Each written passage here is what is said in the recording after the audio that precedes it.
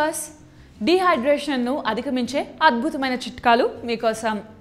Dehydration అంటే శరీరం నుండి ఎక్కువ స్థాయిలో ముఖ్యమైన సాల్ట్, మినరల్స్తో పాటు ద్రవాలను అంటే నీటిని కోల్పోవడం. ఇది చాలా మందికి వేధించే సమస్య. వేసవి కాలంలో శరీరం నుండి అధిక మొత్తంలో నీటిని కోల్పోయేవారు మిగతా వారితో పోలిస్తే ఎక్కువగా డీహైడ్రేషన్కు గురవుతారు. మీ శరీరం డీహైడ్రేషన్కు గురైనప్పుడల్లా చిరాకుకు గురవుతుంటారు.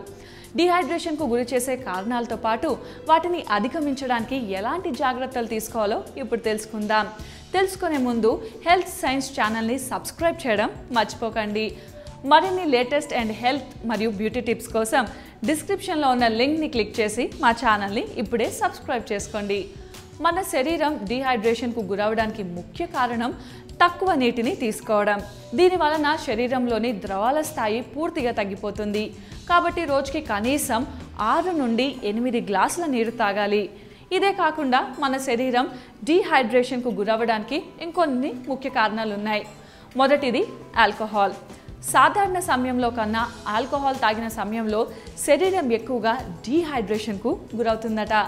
అధిక మోతాదులో ఆల్కహాల్ను తీసుకోవడం వలన శరీరం డీహైడ్రేషన్కు గురవడమే కాకుండా అనారోగ్యానికి దారితీయవచ్చు. కాబట్టి అధిక ఆల్కహాల్ సేవించడానికి దూరంగా ఉండడం వేసవి కాలంలో చాలా ముఖ్యం. రెండవది స్పైసీ ఫుడ్స్ అంటే కారం మరియు మసాలాలు కలిసిన ఆహారం. స్పైసీ ఫుడ్స్ ముఖ్యంగా వేసవిలో ఎక్కువ తీసుకోవడం వల్ల ఎసిడిటీ, గుండె మంట వంటి ఆరోగ్య సమస్యలు కలిగిస్తాయి. అంతేకాకుండా ఇవి శరీర ఉష్ణోగ్రతలను పెంచి ద్రవాలు కోల్పోవడానికి దారితీస్తాయి. శరీరం డీహైడ్రేషన్కు గురవ్వకుండా ఉండాలి అంటే స్పైసీ ఫుడ్స్ తీసుకున్నప్పుడు ఎంత వాటర్ తాగితే అంత మంచిది. ఇక మూడవది సూర్యుడు. ఎండలో ఎక్కువ సమయం పాటు నిలబడడం వల్ల చెమట ఎక్కువ పడుతుంది. చెమట ఎక్కువ వస్తుంది అంటే శరీరం నుండి ద్రవాలు కోల్పోవడం ఎక్కువ అవుతుంది.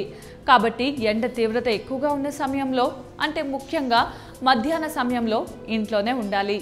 నాలుగవది కొన్ని రకాల మందులు. చాలా మందులు డయూరెటిక్ గుణాలను కలిగి ఉండి మూత్ర విసర్జన అధికం చేసి శరీరాన్ని డీహైడ్రేషన్కు గురి చేస్తాయి. ముఖ్యంగా బ్లడ్ ప్రెషర్ను తగ్గించే మందులు డీహైడ్రేషన్ ప్రక్రియను అధికం చేస్తాయి. ఒకవేళ ఇలాంటి మందులు వాడడం తప్పనిసరి అయితే నీరు, జ్యూస్, మజ్జిగ వంటి ద్రవాలను ఎక్కువగా సేవించడం మంచిది. ఐదవది ఋతుక్రమం. ఈస్ట్రోజన్ మరియు ప్రోస్టోజన్ హార్మోన్లలో మార్పు కలగడం వల్ల డీహైడ్రేషన్ స్థాయిలు తక్కువ అవుతాయి. కానీ కొంతమంది స్త్రీలలో ఋతుక్రమ సమయంలో అధిక మొత్తంలో స్రావాలు అవటం వల్ల ద్రావణాలు కూడా అధిక మొత్తంలో శరీరం నుండి కోల్పోతాయి.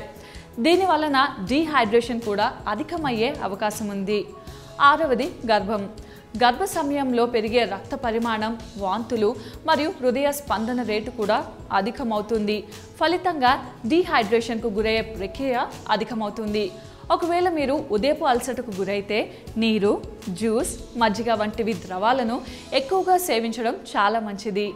శరీరం డీహైడ్రేషన్కు గురవ్వకుండా ఉండాలి అంటే మీరు ఇప్పుడు తెలుసుకున్న టిప్స్ అన్నీ పాటించాలి.